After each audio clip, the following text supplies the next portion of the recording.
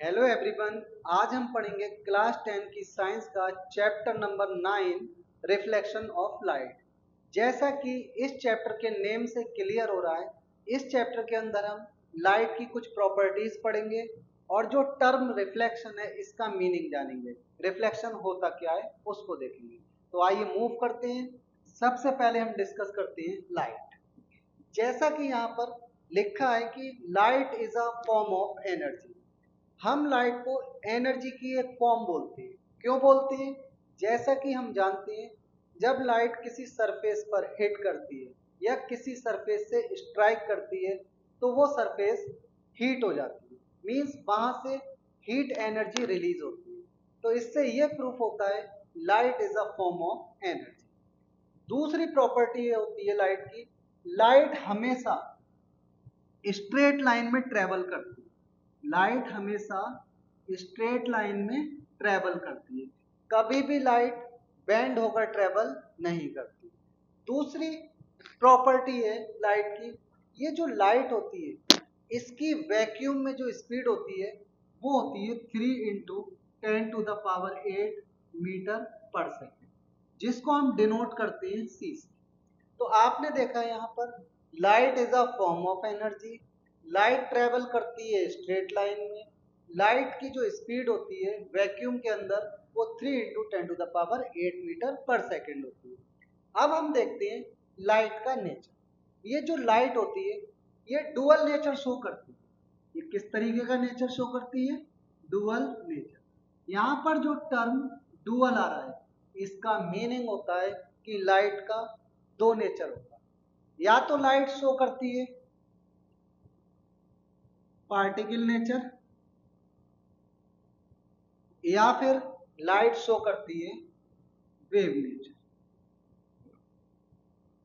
इस चैप्टर के अंदर हम पढ़ेंगे लाइट का पार्टिकल नेचर। ये जो वेव नेचर होता है लाइट का, इसको हम पढ़ते हैं हायर क्लासेस में, लेकिन इनके बारे में समझना जरूरी है। जैसा कि हमने बोला कि लाइट पार्टिकल नेचर शो करती है, मींस लाइट बनी होती है छोटे छोटे पार्टिकल से, जिसको हम बोलते हैं फोटो। क्या बोलते हैं? फोटोन। अगर हम वेव नेचर की बात करें तो जैसा कि हम जानते हैं लाइट ट्रेवल कर रही है या लाइट प्रोपोगेट कर रही है, एक जगह से दूसरी जगह जा रही है। तो वेव क्या करती है? प्रोपोगेट करती है या फिर ट्रेवल करती है। इसलिए हम लाइट को बोलते हैं ये वेव है। लेकिन लाइट एक ऐसी वेव है जिसको किसी भी मीडियम की जरूरत नहीं पड़ती फॉर देयर प्रोपोगेशन। इसलिए हम बोलते हैं लाइट एक इलेक्ट्रोमैग्नेटिक वेव होती है। कैसी वेव होती है? Electromagnetic wave. अब हम देखेंगे, आप अगर किसी रूम के अंदर एंटर करते हो और उस रूम में लाइट जल रही है, तब आपको वहां पर रखे हुए ऑब्जेक्ट्स दिखाई देंगे। अगर आप डार्क रूम में खड़े हो तो वहां पर रखे हुए ऑब्जेक्ट्स आपको दिखाई नहीं देते। तो इससे प्रूफ ये होता है कि लाइट की हेल्प से हम ऑब्जेक्ट्स को या थिंग्स को देख पाते हैं। अगर लाइट नहीं होगी तो ऑब्जेक्ट्स दिखाई हमें नहीं देंगे। अब इस बात को हम प्रूव करते हैं कि लाइट के ही वजह से हम ऑब्जेक्ट्स को देख पाते हैं। जैसा कि सपोज करो यहाँ पर सामने मेरे चेयर रखी है। अब इस रूम के अंदर लाइट जल रही है, तो लाइट जब चेयर पर स्ट्राइक करेगी, चेयर से टकराकर मेरी आईज तक आएगी लाइट, तब इस चेयर की इमेज मेरी आंख में बनेगी। मीन्स क्या हुआ? लाइट क्या करता है? इसकी हेल्प से हम चीजों को देख पाते हैं। अब देखते हैं हम ऑब्जेक्ट्स। बेसिकली ऑब्जेक्ट्स दो तरीके के होते हैं।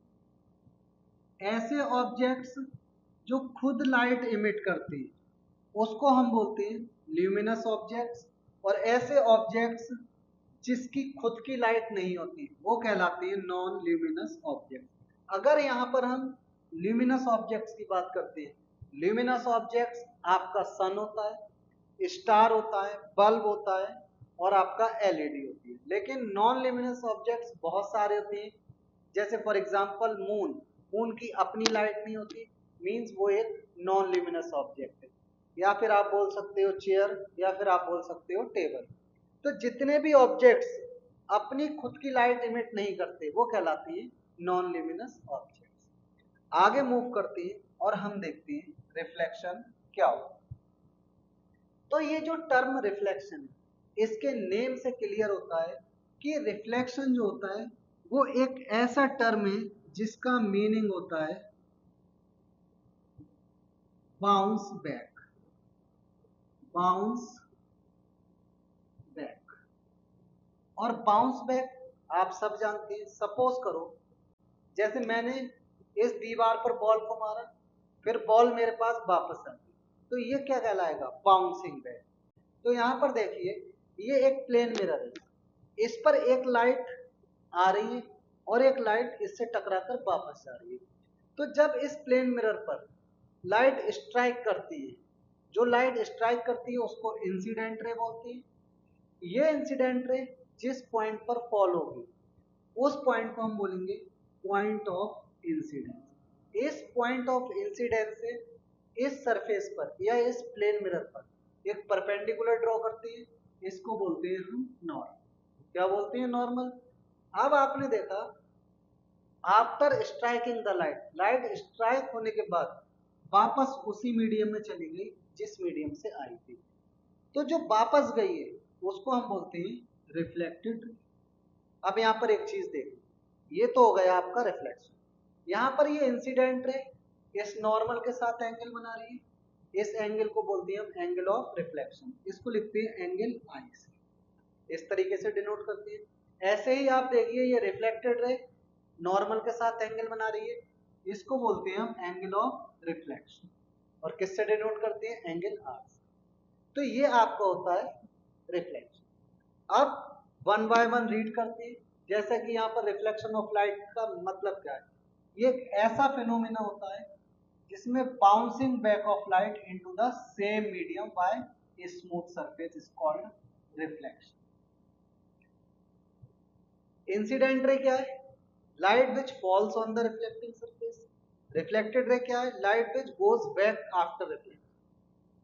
Angle of incidence, angle between the incident ray and the normal. Angle of reflection क्या है? Angle between the reflected ray and the normal. ये आपका था रिफ्लेक्शन। आगे मूव करते हैं और हम देखते हैं लॉज ऑफ रिफ्लेक्शन। जैसा कि अभी हमने इस डायग्राम के अंदर देखा रिफ्लेक्शन को, अब हम देखेंगे लॉज ऑफ रिफ्लेक्शन। रिफ्लेक्शन की कुछ कंडीशन होती है, वो कंडीशन को ही हम क्या बोलते हैं? रूल बोलते हैं। तो जैसा कि पहला रूल क्या कहता है रिफ्लेक्शन का? Incident ray, reflected ray and normal at the point of incidence all lie in same plane. इन तीनों को एक ही प्लेन में होना चाहिए तभी रिफ्लेक्शन मानते हैं। सेकंड लॉ क्या कहता है? ये जो एंगल ऑफ इंसिडेंस था आपका, ये किसके बराबर होना चाहिए? एंगल ऑफ रिफ्लेक्शन, तभी रिफ्लेक्शन मानते हैं। सेकंड लॉ क्या है? Angle of incidence is always equal to the angle of reflection.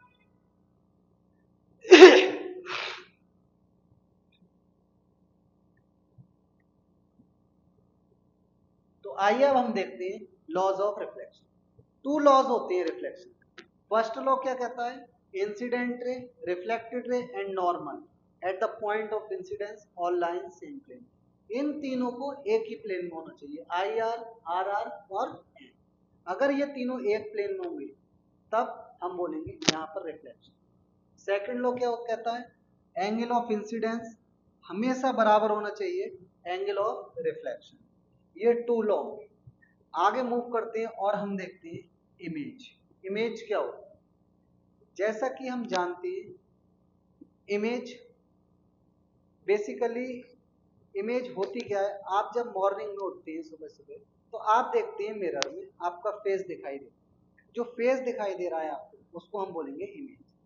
दूसरा, आपने कभी फोटो खिंचाई होगी कैमरे से, तो आपको वो फोटो आपकी एक पेपर पर आती है, तो वो जो पेपर पर दिखाई देती है वो भी आपकी क्या है? इमेज। लेकिन ये जो इमेजेस बनती है ये कैसे फॉर्म होती है हमें ये देखना है। तो इमेज बनाने के लिए एक रिफ्लेक्टिंग सरफेस होना चाहिए और एक ऑब्जेक्ट होना चाहिए। अगर ऑब्जेक्ट नहीं है तब इमेज नहीं फॉर्म होगी, अगर रिफ्लेक्टिंग सरफेस नहीं है तब इमेज फॉर्म नहीं होगी। तो इमेज एक ऑप्टिकल अपीयरेंस बोल दो या फिर एक ऑप्टिकल एक्टिविटी। ये कब प्रोड्यूस होती है?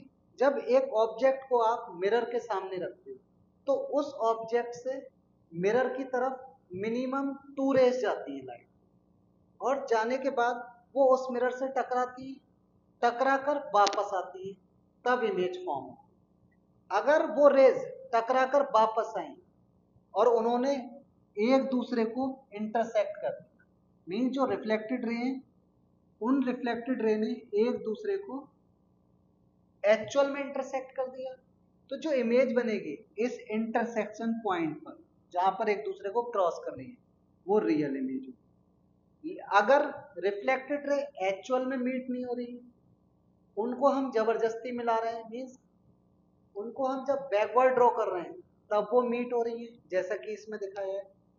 देखिए एक इंसिडेंट रे ऑब्जेक्ट से परपेंडिकुलर फॉल हो रही है मिरर पर, फिर उससे टकराकर वापस आ रही है, ये इंसिडेंट रे, ये रिफ्लेक्टेड। ऐसे ही एक रे और हमने भेजी मिरर की साइड, इससे टकराई, फिर टकराकर वापस आ गई, ये रिफ्लेक्टेड। आप देखिए इन दोनों रिफ्लेक्टेड रे को ड्रॉ करो तो ये एक दूसरे से दूर जा रही है, तो जब दूर जा रही है एक दूसरे से मीन्स ये आगे चलकर मीट ही नहीं हो सकती, तो इमेज नहीं बनेगी। लेकिन एक बार हम इसको बैकवर्ड ड्रॉ करके देखते हैं, जब दोनों रिफ्लेक्टेड रे को हमने बैकवर्ड ड्रॉ किया तो जिस पॉइंट पर ये एपियर होंगी मीट होती हुई, वहीं पर क्या होगा, इमेज फॉर्मेशन। तो इस पॉइंट पर इमेज बन गई इस ट्रेन। तो ये इमेज जो बन रही है वो कैसे बन रही है, जब हम रिफ्लेक्टेड रे को आपस में मीट करा रहे हैं, वो एक्चुअल में मीट नहीं हो, इस तरीके की इमेज को हम बोलते हैं वर्चुअल इमेज।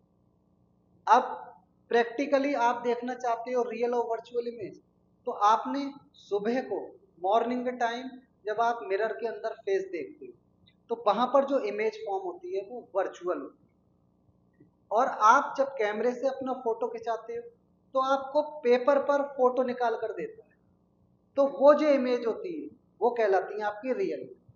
तो आप यहां से एक चीज नोट करना, रियल इमेज कहां पर फॉर्म हुई, पेपर पर, पेपर कहलाएगा स्क्रीन। तो जो रियल इमेज होती है वो स्क्रीन पर ऑब्टेंड होती है, और जो वर्चुअल इमेज होती है वो कभी भी स्क्रीन पर ऑब्टेंड नहीं। तो बेसिकली इमेज फॉर्मेशन ऐसे होता है, और इमेजेस जो होती हैं वो दो तरीके की, कौन कौन सी, रियल इमेज और वर्चुअल इमेज। तो यहां पर देखिए रिफ्लेक्शन के बाद, रिफ्लेक्शन हुआ मिरर से, उसके बाद रिफ्लेक्टेड रे एक्चुअल में मीट हो गई किसी पॉइंट पर, तो जो इमेज फॉर्म होगी वो रियल होगी, और रियल इमेज हमेशा ऑब्टेंड होती है स्क्रीन।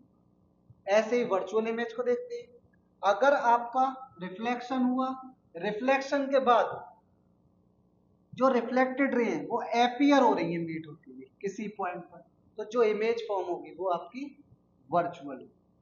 ये जो रियल इमेज होती है वो स्क्रीन पर मिलती है, वर्चुअल इमेज कभी भी स्क्रीन पर नहीं।